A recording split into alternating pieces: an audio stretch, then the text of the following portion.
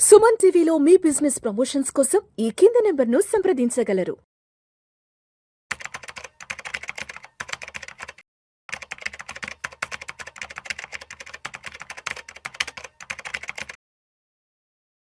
Sir Ramachandramurthy గారు నమస్తే sir. నమస్తే విష్ణు గారు.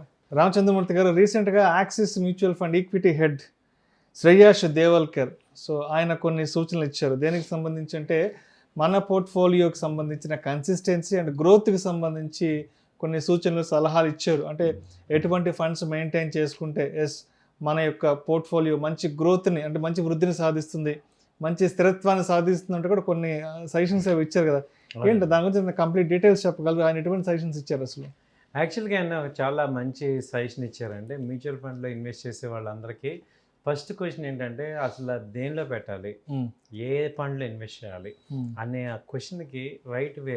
ఇప్పుడు చాలా ఉన్నాయి, mid cap funda, large cap funda, diversified funda, లేకపోతే థీమాటికా, సిస్టమాటికా, లేకపోతే డెట్ ఫండా, హైబ్రిడా, ఇవాళ ఇంకా multi fund, multi asset, metals ఇన్ని వచ్చినప్పుడు ఏం చేయాలి అనడానికి అదొక పెద్ద మిలియన్ డాలర్స్ క్వశ్చన్.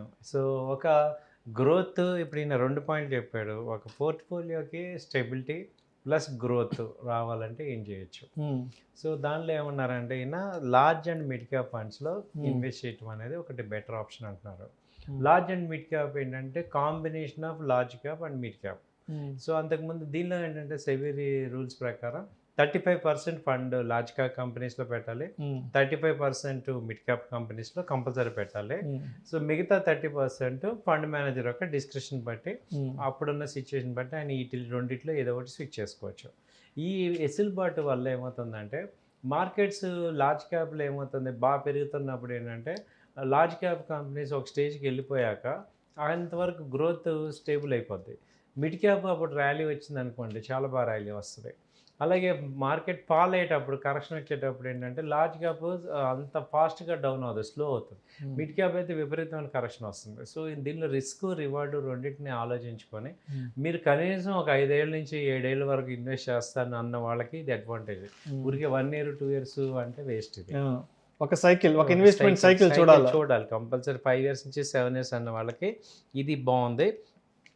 ఇప్పుడు ఈ మ్యూచువల్ ఫండ్ డేటా, యాంపీ డేటా ప్రకారం లార్జ్ అండ్ మిడ్ క్యాప్లోకి నిధుల ప్రవాహం గణనీయంగా వస్తుంది.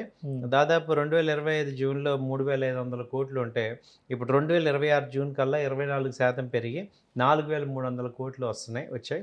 అంటే దీనిలో అందరూ కూడా ఈ కేటగిరీలో ఎక్కువ మంది ఇంట్రెస్ట్ అవుతున్నారు. అలాగే ఇప్పుడు ఓన్లీ లార్జ్ క్యాప్లో చూసుకుంటే 2,000 కోట్లే వచ్చాయి. దీనిలో ఏంటంటే ఈ డైవర్సిఫికేషన్ అనేది చాలా అడ్వాంటేజ్ అవుతుంది అనేది. దీనివల్ల మిడ్ క్యాప్ కంపెనీల యొక్క స్థిరత్వము, అలాగే లిక్విడిటీ, అలాగే గ్రోత్ మూడింటిని కూడా ఇది చూపిస్తుంది. ఇప్పుడు ఈ లార్జ్ అండ్ మిడ్ క్యాప్ ప్రత్యేకత అంతా కూడా దీన్ని నిర్వహించే దాని విధానంలో ఉంటుంది. సో 35% లార్జ్, 35% మిడ్, అలాగే 30% ఈ ఫండ్ మేనేజర్ చేతిలో ఉండటం వల్ల డబుల్ ప్రయోజనాలు అయితే ఉన్నాయి.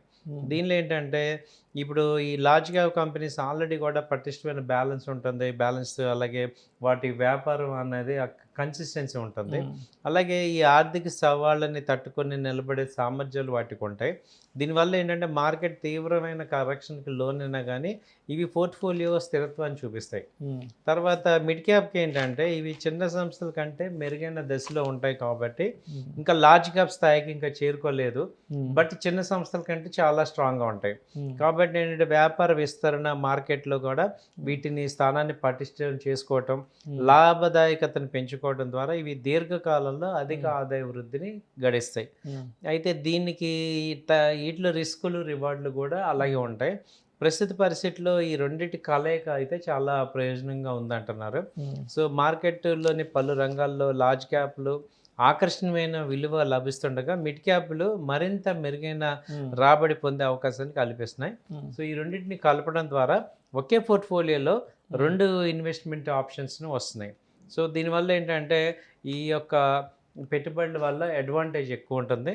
ఈ కేటగిరీ ఏంటంటే విభిన్నమైన క్యాపిటలైజేషన్ ఉండే కంపెనీల కలయిక మాత్రమే కాకుండా పెట్టుబడులను సొంతంగా నిర్వహించుకునే ఇన్వెస్టర్లకు ఎదురయ్యే ఒక ప్రధాన సమస్యకి పరిష్కార మార్గాన్ని చూపిస్తుంది. ఏంటంటే చాలామంది ఇన్వెస్టర్లు ఇటీవల బాగా రాణించిన రంగాల్లోనే పెట్టుబడులు పెట్టడము, లేదా నష్టాల్లో ఉన్న విభాగాల నుంచి వెంటనే పెట్టుబడులు వెనక్కి తీసుకోవడమే చేస్తుంటారు. ఇలాంటి ఆలోచన విధానం సహజమే అయినప్పటికీ మార్కెట్ పరిస్థితులు మారినప్పుడు పోర్ట్ఫోలియో తీవ్రంగా దెబ్బతింటుంది. దీనికి ఏంటంటే లార్జ్ క్యాప్, మిడ్ క్యాప్ కంపెనీల కేటాయింపు సరిగ్గా ఉండేలా కనుక ఉంటే ఇన్వెస్టర్లు నష్టాల బారిన పడకుండా లాభాల బాట పట్టచ్చు. సో ఈ ఫండ్ నిర్వహణ స్వరూపంలోనే క్రమశిక్షణ ఉంది కాబట్టి లార్జ్ అండ్ మిడ్ క్యాప్ విభాగంలో ఇవి కొంచెం మంచి ఇన్వెస్టర్స్కి మంచి వెసులుబాటు ఇస్తుంది, గ్రోత్ అనేది చెప్తున్నారు. పోర్ట్ఫోలియోలో ఈ రెండు ఉంటాయి కాబట్టి మార్కెట్ గ్రోత్ అది ఉంటుంది.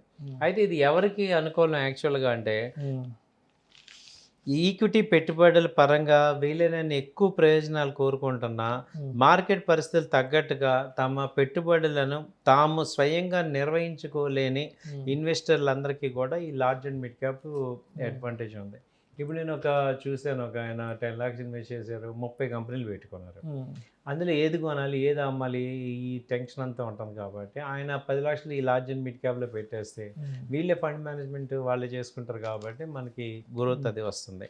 అలాగే లార్జ్ క్యాప్, మిడ్ క్యాప్ ఫండ్లను విడిగా కొనుగోలు చేసి నిర్వహించడానికి బదులు ఈ స్థిరత్వం, వృద్ధి రెండింటినీ కలిపే ఈ ఒక ఫండ్ను ఎన్నుకోవడం బెటర్ అనిపిస్తుంది.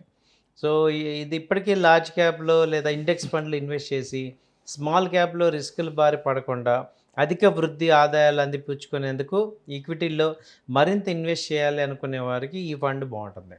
సో ఈ 3 కేటగిరీ ప్రజలకి ఈ ఫండ్ అయితే బాగుంటుంది. అయితే రిస్క్ రివార్డ్స్లు కూడా చూసుకోవాలి. ఈక్విటీ పెట్టుబడుల విషయంలో అందరికీ ఒకే సూత్రం అయితే వర్తించదు. ఏ ఒక్క ఫండ్ కేటగిరీ కూడా అన్ని అవసరాలు తీర్చలేదు. So large and mid cap ఫండ్లు ఏంటంటే ఒక నిరూపితమైన ఆల్రెడీ ప్రూవ్డ్ అనమాట, ఒక కన్సిస్టెన్సీ అలాగే గ్రోత్ అది ఉంటుంది. అయితే బట్ టైం కూడా ఇవ్వాలి, దీనికి 4-5 years కంప్లీట్గా ఇవ్వాలి అనేది చెప్తున్నారు. సో ఇవన్నీ పాటిస్తే ఈ లార్జ్ క్యాప్, మిడ్ క్యాప్ కాంబినేషన్లో మంచి బెస్ట్ రిజల్ట్స్ అయితే వస్తాయని చెప్తున్నారు. Right sir, right sir. Thank you sir, thank you so much Satyamurthy గారు.